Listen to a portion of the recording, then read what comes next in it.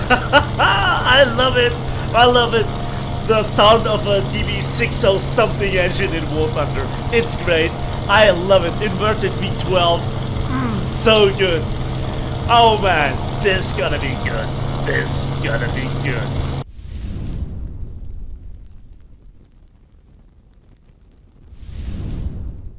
Hello there, and welcome back to War Thunder, and welcome aboard the Bf-109 K4 in the original version, with a single 30mm in the nose and two 13mm.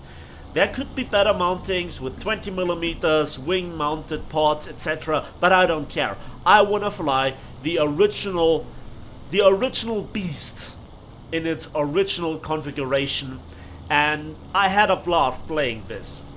Now, a lot of people think of the last times that I played the Bf-109s that I don't like them, but that's not entirely true. I was really angry about certain parts about their performance that really pissed me off. Nevertheless, the rest about those planes, the feel, the sound of the engine, the looks of them, it's so good, it's so great. This is an original part of the game, just showing where War Thunder is coming from, what made it great, what made it absolutely outstanding compared to any other game that is remotely in that direction. World War II warbirds in realistic battle or arcade or simulator, it doesn't matter. There is always a certain feel to those planes.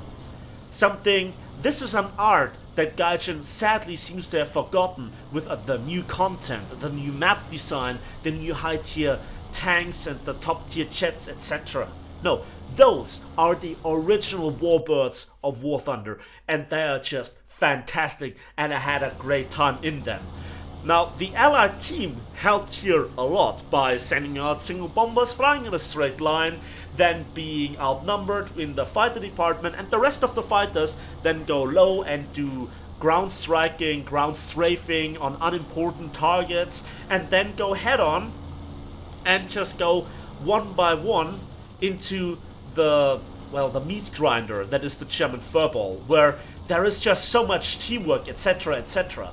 I show here some scenes that just show what the plane can really do very well, and that is bomber hunting, this is climbing, this is energy fighting, this is just going in with brute force, and this is what sometimes you just have to set aside all your desires about grinding, all your desires about kill to death ratio or whatever, and just sit yourself into one of those glorious warbirds of the Second World War and just having a great time.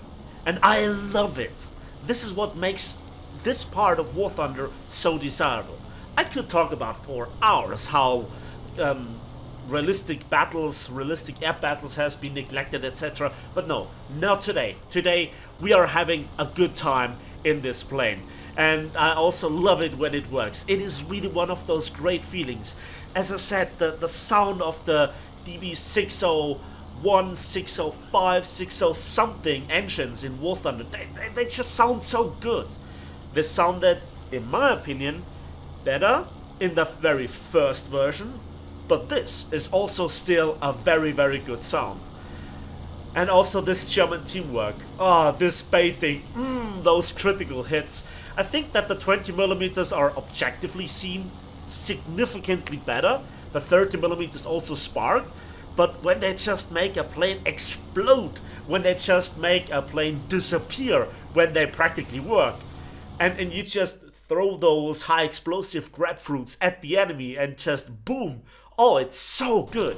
So over the past couple of days I have released content that was in parts really negative, but I really love this game. I really think it has so much potential, and I think that we see so much from it already in the early days, including this plane, which is one of the oldest in the game, one of the original warbirds. By the way, why Spitfire? Why do you do this? Oh man, I just love it. Simple kills, simple killing, just going in and blap the enemy. Oh god, I love it. And I had a great time in this plane. This is not an analytical video. This is not just a pure kill compilation. This is a compilation of good feeling, of teamwork, of just the good parts of War Thunder. I'm not even touching here on the repair cost of those planes, which for the Germans are spicy.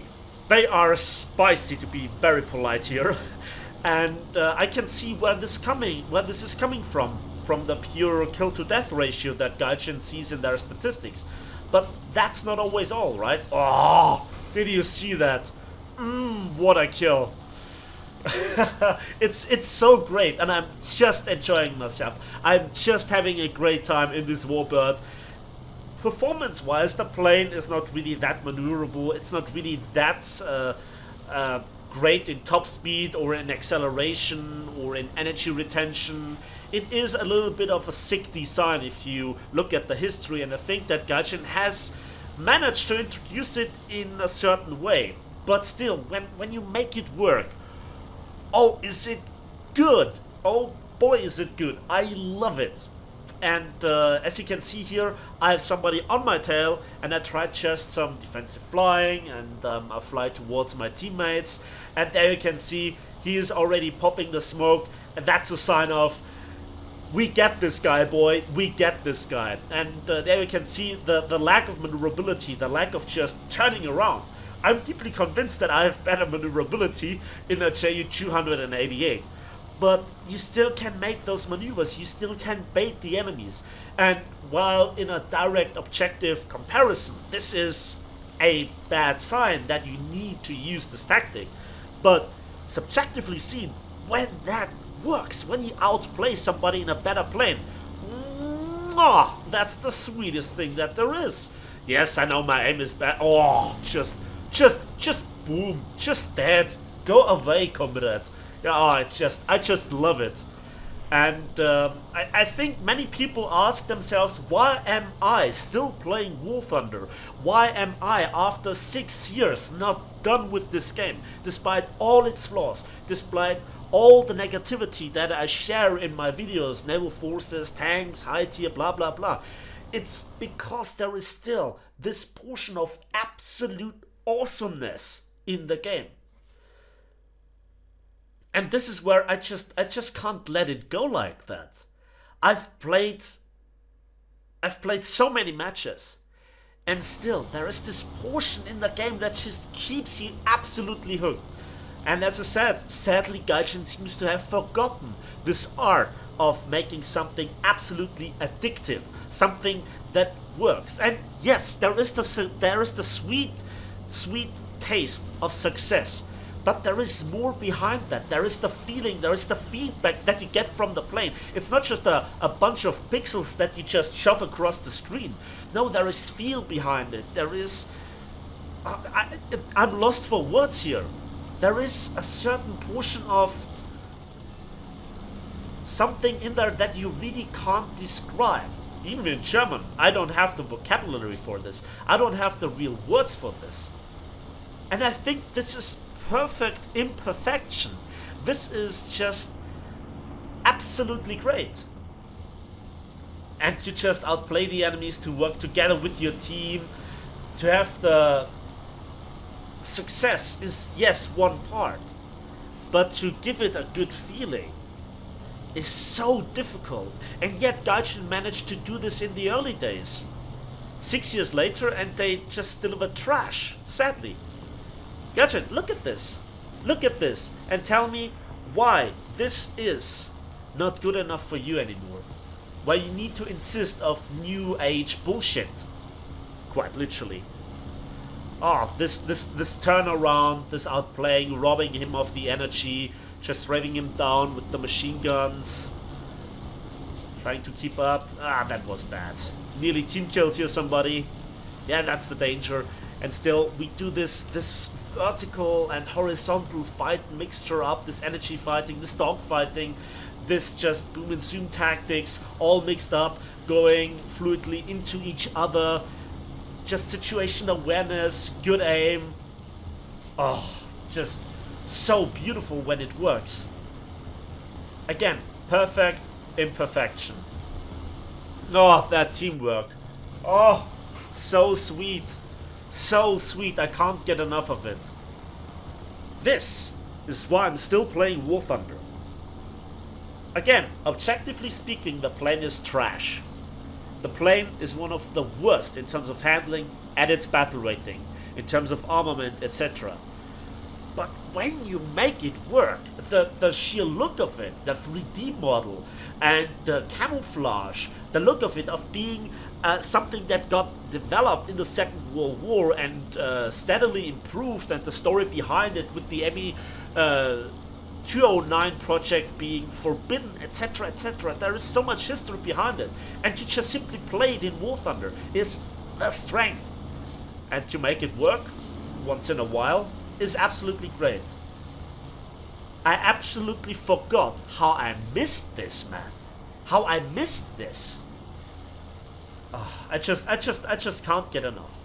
And this is now something for a change.